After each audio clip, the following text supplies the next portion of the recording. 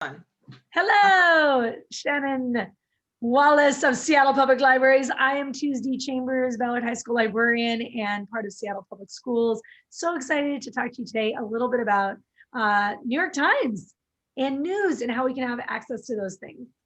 Shannon. Thank you so much for having me. I'm going to share my screen so we can get started. All right, so I'm starting at the website for the library, spl.org. From the top, you'll find the online resources tab. And the fastest way to get to New York Times is to go to the magazines and newspapers link down here. There's a bunch of different resources that you can access with your library card or library link account number. They're listed alphabetically. I'm just going to scroll down until I see New York Times, and there are actually 3 separate ways to access it. So I'll show you each of those really briefly. So the first one, well, it depends on how old of information you want to find. So first, let's try New York Times Historical. This is if you want to find some really old information from the paper. I'm going to put in my library link account number 991 for my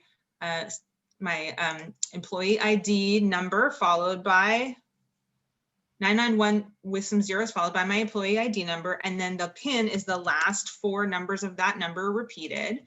Once I log in, and we know that if this was students, it'd be 9940s in their student ID. Absolutely. So here we are. It says the coverage 1851 through 2016. So not quite the most recent information.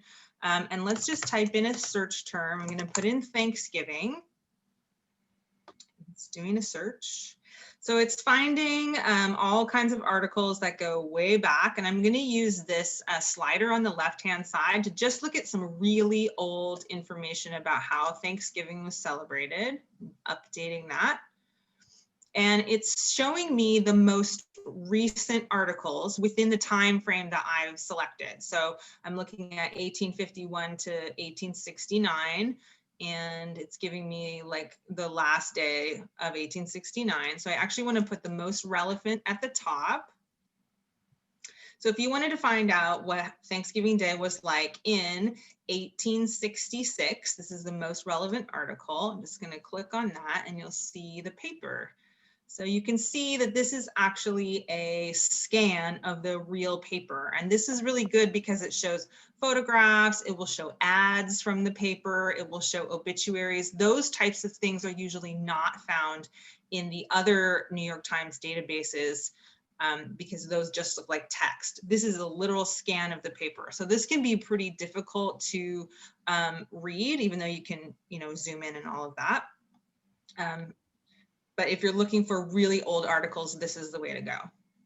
Seems like that, especially what we know of Thanksgiving now and the lies that we were taught, right? That this would be a fascinating comparison of what we know Thanksgiving, how it actually went down, and then what we see here and how it's been observed. So that'd be valuable. So if you want to find out about a newer topic, you're going to use the one that says New York Times 1980 to the present. So remember, the historical one only went to 2016. It didn't have the last few years. This one actually covers up to the current day. So we can put in a current topic. Notice it looks the same. And because I already signed in to the first database with my library link account number and PIN, it doesn't ask me for this second resource. I'm still signed in on this browser. So I'm going to put in 2020 election and see what we get. Again, it's going to put the newest. Oh, I had it set to relevance, so it remembered that, but I can actually get the most recent articles first so that I can see what's coming up. And this is from New York Times Book Review, and it is actually tomorrow's edition, November 8th, because we're doing this search on November 7th. So if you click on that, you're going to get the full text of the article. And as you can see, it's not a scan of the paper. It looks just like a website. It's just the text. You can email it to yourself. It may or may not have included pictures from the site or from what appeared in the actual magazine.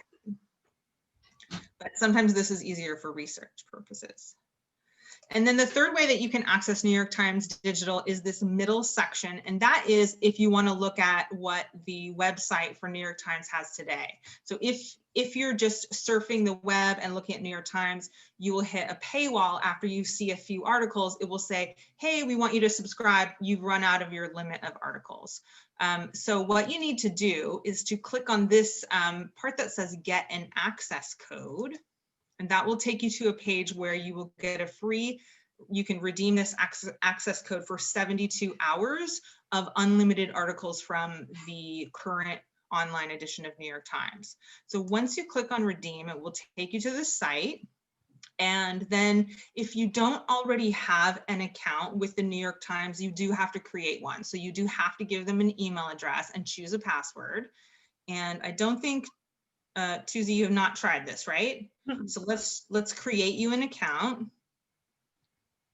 And what email address would you like to use? Let's use my school one, tschambers@seattleschools.org. How are you going to do the password, Shannon? Oh, sorry. Can you put it in the chat? Maybe I'll Yes. just choose one. I'll just choose one and I'll tell you what it is later. Oh, okay, that sounds good. Okay. I just opted you out so you don't get spam mail. So we're That's fantastic. I appreciate it. create you an account. Oh, it says you do have an account. Oh, You must have tried this at some point. Well, okay, that sounds like me. well, Sounds like if I had done this and then create an account and then put in the access code, that I would then have access to the New York Times and I would have the full page. yeah, you get as many articles as you want for 72 hours that are on the website. So if I'm working with students in this, using this resource, I would just need to know that students need to always go back to the access code every 72 hours. Yes, exactly. Yeah, you can get a new access code whenever you want. So there's no limit to that. Awesome. This is so valuable. Thank you so much, Shannon. I appreciate this. And this amazing opportunity to actually use a journal, an actual journalistic resource that I think is very vetted. And in terms of fact checking now, it is more important than ever. So I really appreciate you. Thank you. Well, I hope you get some good use out of it, and let us know if you have any questions or problems accessing. Thanks, Shannon.